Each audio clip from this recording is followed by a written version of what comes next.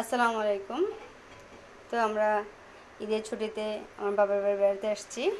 তো এখানে আমাদের জন্য আজকে দুপুরে রান্না হয়েছে পোলাও, আর এটা হচ্ছে গরুর মাংস, আলু দিয়ে গরুর মাংস রান্না হয়েছে।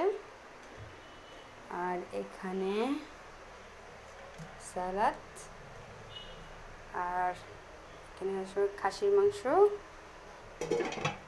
এটা হচ্ছে রোস্ট, চিকেন রোস্ট,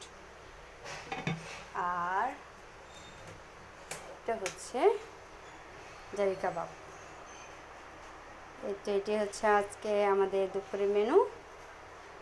সবাইকে ঈদের শুভেচ্ছা, যদিও ঈদ চলে গেছে।